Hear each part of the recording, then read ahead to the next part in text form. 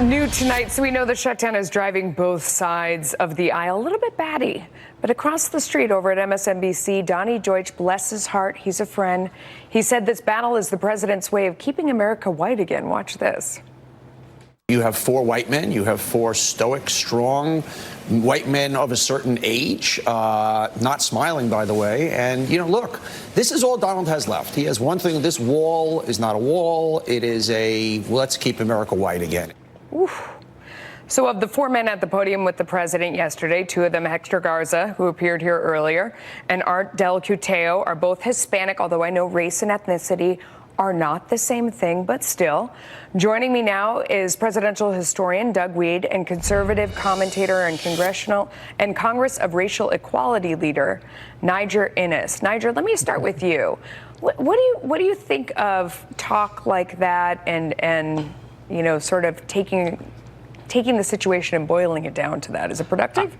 I think Donnie needs to stick to fashion and stop pimping racism or the illusion of racism for political purposes.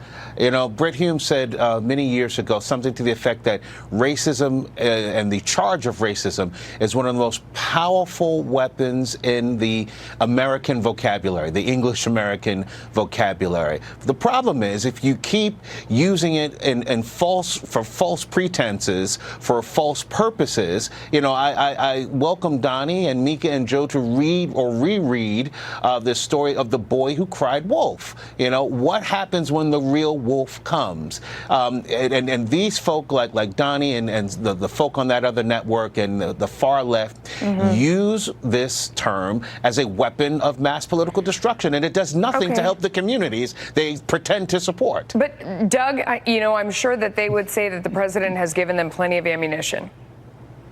I tell you, I think this whole thing is hysterical because if you look at the clip from MSNBC, there are 7 white people.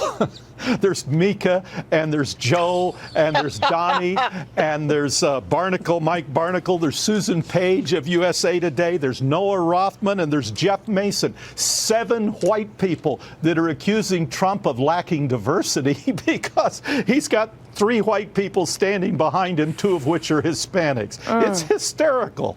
Niger, I wonder if they thought about that. I mean, a lot of times when you make these comments, and you know, many of us have been guilty of it, is saying things offhand on air that then live forever on a tape, and you look around and you know, you look back and you kind of regret having made that statement. What do you think? Well, no. Hypocrisy is something that, and irony is something that escapes them. And you know, Doug made a brilliantly funny point, but there is something very serious here. You know, the Congress of Racial Equality has actually engaged many of these Hispanic immigrant communities. And guess what? One illegal drugs, one crime crosses our border. You know, regardless of how small or how big or how large it is, if 1 or 2 illegal drugs or criminals come across the border, guess which communities they visit? They prey upon the very Hispanic immigrant communities and poor working class black folk and white folk all over this country. They don't prey on Donnie Deutsch. They don't prey on Mika and Joe in their ivory towers. They prey on working class people of all races, in particular those very immigrant communities that these ultra libs or uber libs pretend to be speaking for. Doug, how do we get past this? Because it does seem like more and more everybody is dug into their spot in their group and kind of living in the echo chamber of, you know, talking within their group, whether it's on social media or it's watching television or whatever it is. How do we get past this, you know, divide? You know, Melissa, you can't force people to do right and to think right. To me, the most hateful and troubling part of this, my first reaction was it was funny, but the anti-Semitic remark, that is beneath MSNBC. I mean, Donald Trump has been the most inclusive of Jewish people of any president, in my opinion, since Woodrow Wilson. When he came into office, he appointed a Secretary of Veterans Affairs who was Jewish, a Secretary of the Treasury was Jewish, let's play Chief this really Economic quickly so Advisor. People in the audience know what you're talking about because they might not know. Let's listen.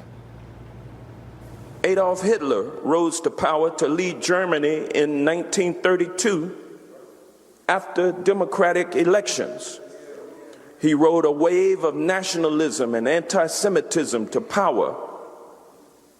Replace anti-Semitism with all Latinos crossing our borders are rapists, drug dealers, and murderers. Does that sound familiar?